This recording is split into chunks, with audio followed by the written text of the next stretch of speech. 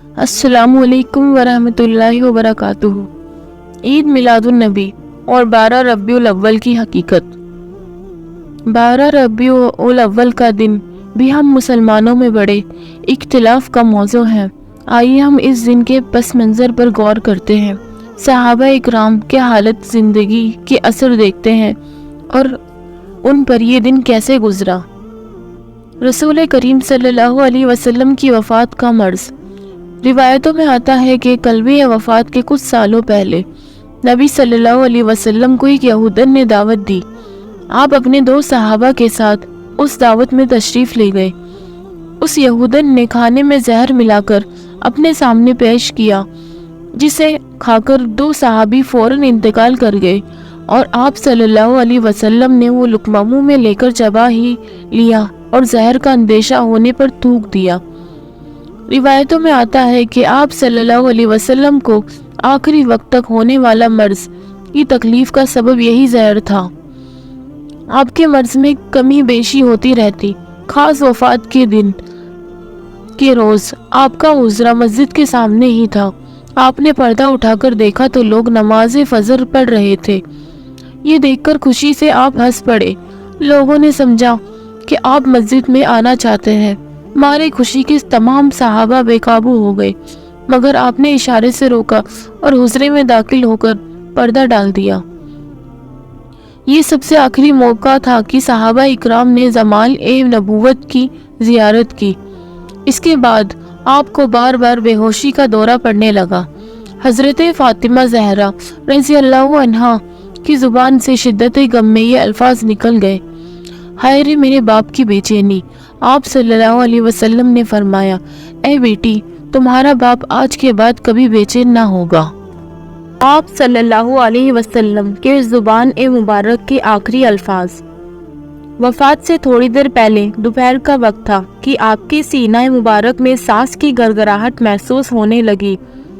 اتنے میں آپ کے لب مبارک ہلے اور لوگوں نے یہ الفاظ سنے: نماز اور غلاموں کا خیال رکھو۔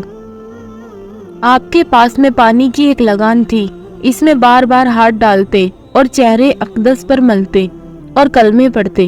اپنی چادر مبارک کو کبھی منہ پر ڈالتے تو کبھی ہٹا دیتے۔ حضرت عائشہ رضی اللہ آپ صلی اللہ علیہ وسلم کے سر مبارک کو اپنے سینے میں لگائے بیٹھی ہوئی تھی۔ اتنے میں آپ نے ہاتھ اٹھا کر انگلی سے اشارہ کیا اور 3 مرتبہ فرمایا: اب کوئی نہیں بلکہ وہ بڑا رفیق چاہیے۔ یہی الفاظ زبان مقدس پہ تھے اور نگاہ مقدس ہاتھ لٹک گئے اور آنکھیں چھت کی طرف دیکھتے ہوئے کھلی کی کھلی رہی اور آپ دنیا سے رخصت کر گئے۔ انا للہ و انا الیہ راجعون۔ وفات کا اثر۔ حضور اقدس صلی اللہ علیہ وسلم کی وفات سے صحابہ اکرام اور اہل بیت کو کتنا بڑا صدمہ پہنچا، اس کی تصویر کشی کے لیے ہزاروں صفحات بھی کافی نہیں ہو سکتی۔ حضرت عثمان غنی رضی اللہ پر ایسا وقت طاری ہو گیا کہ وہ ادھر ادھر بھاگتے پھرتے تھے، مگر کسی سے کچھ نہ کہتے، نہ کسی کی کچھ سنتے تھے۔ حضرت علی رضی اللہ رنج و منال میں نڈال ہو کر اس طرح بیٹھے رہے کہ ان میں اٹھنے بیٹھنے کی طاقت ہی نہیں رہی۔ حضرت عبداللہ بن انیس رضی اللہ کے دل پر ایسا دھکا لگا کہ وہ اس صدمے کو برداشت نہ کر سکے اور انہیں دل کا دورہ پڑ گیا۔ حضرت عمر رضی اللہ اس قدر ہوش و حواس کھو بیٹھے کہ انہوں نے تلوار کھینچ لی اور ننگی تلوار لے کر مدینہ کی گلیوں میں ادھر ادھر گھومنے لگے اور کہتے پھرتے کہ اگر کسی نے کہا کہ میرے نبی صلی اللہ علیہ وسلم کی وفات ہو گئی تو میں اسی تلوار سے اس کی گردن اڑا دوں گا۔ وفات رسول پر ابو بکر صدیق رضی اللہ کا خطبہ۔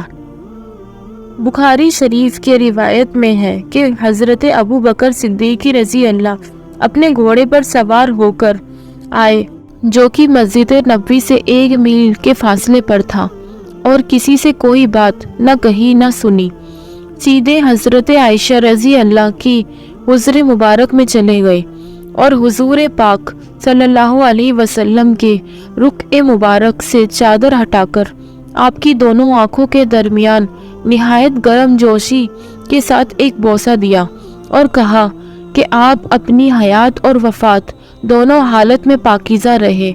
میرے ماں باپ آپ پر فدا ہوں، ہرگز اللہ تعالیٰ آپ پر دونوں موتوں کو جمع نہیں فرمائے گا۔ آپ کی جو موت لکھی ہوئی تھی آپ اس موت کے ساتھ وفات پا چکے ہیں۔ اس کے بعد حضرت ابو بکر رضی اللہ مسجد میں تشریف لائے اور لوگوں کو متوجہ کرنے کے لیے خطبہ دینا شروع کیا کہ تم میں سے جو شخص محمد صلی اللہ علیہ وسلم کی پرستش کرتا تھا وہ جان لے محمد صلی اللہ علیہ وسلم کی وفات ہو گئی ہے، اور تم میں سے جو شخص اللہ کی پرستش کرتا ہے تو وہ جان لے کہ اللہ زندہ ہے اور وہ کبھی مرنے والا نہیں ہے۔ پھر اس کے بعد حضرت ابو بکر صدیقی رضی اللہ نے سورہ عمران کی آیت 144 کا تلاوت فرمائی۔ اور محمد صلی اللہ علیہ وسلم تو ایک رسول ہیں، ان سے پہلے بہت رسول ہو چکے ہیں، تو کیا اگر وہ انتقال فرما جائیں یا شہید ہو جائیں تو تم الٹے پاؤں پھر جاؤ گے؟ پھر جو الٹے پاؤں پھرے گا اللہ کا کچھ نقصان نہ کرے گا، اور ان قریب اللہ شکر ادا کرنے والوں کو ثواب دیتا ہے۔ اس کے بعد حضرت عبداللہ بن عباس رضی اللہ کہتے ہیں کہ حضرت ابو بکر رضی اللہ نے یہ آیت تلاوت کی تو معلوم ہوا گویا کوئی اس آیت کو جانتا ہی نہیں تھا۔ اسے سن کر ہر شخص اسی آیت کو پڑھنے لگا۔ حضرت عمر رضی اللہ کا بیان ہے کہ میں نے جب ابو بکر صدیق رضی اللہ کی زبان سے سورہ آل عمران کی یہ آیت سنی تو مجھے معلوم ہو گیا کہ واقعی نبی کریم صلی اللہ علیہ وسلم انتقال کر گئے ہیں، اور ان کے صاحبزادے حضرت عبداللہ بن عمر رضی اللہ کہتے ہیں کہ اگر گویا ہم ایک پردہ پڑا ہوا ہے، اس آیت کی طرف ہمارا دھیان ہی نہیں گیا، حضرت ابو بکر صدیقی رضی اللہ کے خطبے نے اس پردے کو اٹھا دیا۔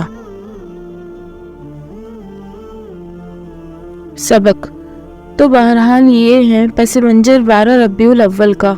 یہ وہ دن تھا جب فاطمہ زہرا کے سر سے اپنے والد کا سایہ ہٹ گیا۔ یہ وہ دن تھا جب آپ کی ازواج مطہرہ بیوہ ہو گئی۔ یہ وہ دن تھا جب صحابہ کرم شدت غم سے غش کھا کر گر گئے، اور یہی وہ دن تھا جب دشمن دن کو خوشی منانے کا سب سے بڑی وجہ مل گئی تھی۔ اللہ کے رسول تو اب دنیا سے رخصت کر گئے، لہٰذا وحی کا سلسلہ بند ہو گیا، اور اب ہمارا نفاق بھی اب امت میں پوشیدہ رہے گا۔ جو جتنا ہو سکے سب امت کی صافوں میں داخل ہو کر امت میں اشتہار پھیلایا جائے۔ یہی وہ منافق تھے جن کے لیے 12 ربیع الاول تو خوشیوں کا دن تھا، اور اللہ گواہ ہے کچھ سالوں پہلے اس دن کو 12 وفات کے نام سے منایا جاتا تھا، لیکن جب امت میں شعور آنے لگا تو نام بدل کر میلاد النبی رکھ دیا گیا، اور پھر عید میلاد النبی کہنے لگے۔ اللہ ہدایت دے ان حضرت کو، اللہ رحم کرے۔ آج ہم کیا کر رہے ہیں 12 ربیع الاول کو؟ کس کی سنت پر عمل کر رہے ہیں؟ میرے عزیزوں، تھوڑا تو غور فکر کرو۔ کیا صحابہ سے بڑھ کر بھی محبت رسول کا بھی دعوے دار ہو سکتا ہے کوئی؟ جب انہیں اس دن جشن منانے کا علم ہوا تو ہماری کیا حیثیت، تھوڑا تو اندازہ لگائیے۔ یقیناً ولادت رسول کی خوشی ہر مومن کو ہے، لیکن ہماری خوشیاں سیاسی رنگ میں رنگی ہوں، اور نہ ہی ہماری خوشیاں غیر مسلمانوں پر فخر جانے والی ہوں، بلکہ ہماری خوشیاں شریعت اسلامیہ کے تابع ہیں۔ الحمدللہ، جو اللہ اور اس کے رسول نے کہا، جس پر صحابہ نے عمل کیا، وہی ہمارے لیے عزت ہونی چاہیے۔ آمد کی خوشی کیسی ہو؟ میرے عزیزوں، صحابہ رضی اللہ نے رسول کریم صلی اللہ علیہ وسلم کی آمد پر زندگی بھر حقیقی خوشی منائی، یعنی آپ کی تعلیمات پر زندگی بھر عمل کیا، اور دوسروں تک اپنے عمدہ اخلاق کے سبب دین کی دعوت پہنچاتے رہے، جس کا نتیجہ ہے کہ آج ہم اور آپ اہل ایمان والوں میں شمار ہیں، ورنہ اگر اللہ ہمیں ہدایت نہ دیتا تو ہم گمراہوں میں شامل ہوتے۔ ادنا سی ادنا مخلوق سے ڈرنے والی قوموں میں شمار بھی ہوتے۔ اللہ کا لاکھ شکر ہے کہ اللہ نے ہمیں نبی کے ذریعے، صحابہ اکرام کی جد و جہد کے ذریعے ہم تک دین اسلام پہنچایا اور ہمیں ہدایت سے سرفراز کیا۔ لہٰذا ہمیں بھی چاہیے کہ ہم بھی رسول اللہ صلی اللہ علیہ وسلم کی تعلیمات کو مضبوطی سے پکڑ لیں اور صلی اللہ علیہ وسلم کی اطاعت کو لازم اور فرض جانیں۔ دین میں نئے عقیدے ایجاد کرنے سے احتیاط اور پرہیز کریں۔ انشاءاللہ العزیز اللہ رب العزت ہمیں کہنے سننے سے زیادہ عمل کی توفیق دے، ہمیں ایک اور نیک بنائے، سیرت مستقیم پر چلائے، ہم تمام کو رسول کریم صلی اللہ علیہ وسلم سے سچی محبت اور اطاعت کی توفیق عطا فرمائے۔ جب تک ہمیں زندہ رکھے اسلام پر اور ایمان پر زندہ رکھے اور خاتمہ ایمان پر ہو۔ وآخر دعوانا ان الحمد للہ رب العالمین۔